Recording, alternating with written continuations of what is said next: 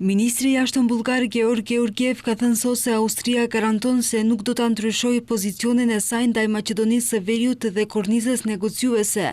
Në një intervistë për televizionin nacional bullgar ai tha se ka folur personalisht me homologun e tij austriak në lidhje me procesin e negociatave për Maqedoninë e Veriut dhe është siguruar personalisht se nuk do të ketë ndryshim në qëndrimin e Austrisë mbi kornizën negociuese të Shkupit për fillimin e bisedimeve të antarësimit. Nuk mund të përgjigjem pyetjes nëse Shkupi po kërkon mbështetje nga Austria për të anashkaluar propozimin francez. Ata ndoshta po kërkojnë një mbështetje të tillë nëse do ta gjejnë është një çështje tjetër. Roli ynë në këtë rast është të sigurohemi që BE-ja të vazhdojë të përmbahet konsensusit evropian. Kam folur me homologun tim austriak dhe e sigurova atë se nuk ka asnjë centimetër tërheqje nga ajo që duhet të bëjë Maqedonia e Veriut, të ndryshojë kushtetutën e saj dhe të përmbush kriteret që janë vendosur.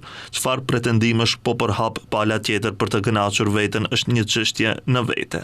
I pyetur nëse Bullgaria do të çlirohej në këmbim të çlirimit të vendit për negociatat e antarësimit në BE, ministri Georgiev tha se një tezë e tillë nuk është thjesht spekulim, por një gënjeshtër e vrasht dhe e rënd për të cilin në vendet e tjera ndoshta mund të kërkohet një lloj tjetër përgjegjësie. Unë besoj se pretendimi se vendi juaj ka shkëmbyer diçka në këmbim të diçka e tjetër në dëm të interesit kombëtar është jashtëzakonisht serioz. Do të doja të dëgjoja nga ish deputeti evropian i cili përhapi akuzat për një shkëmbim se mbi çfarë fakti bazon versionet e tij.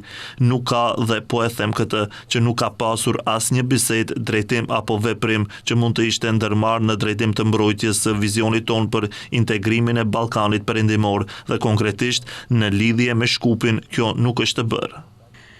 Kryediplomati bullgar ka përsëritur se nuk ka plan B, ekziston vetëm një plan dhe ai është zbatimi i marrëveshjeve dhe ndryshimi i kushtetutës, duke shtuar se asnjë vend nuk e mori antarësimin në BE falas, por të gjithë paguan një çmim dhe të gjithë ju përmbajtën kornizës negociuese.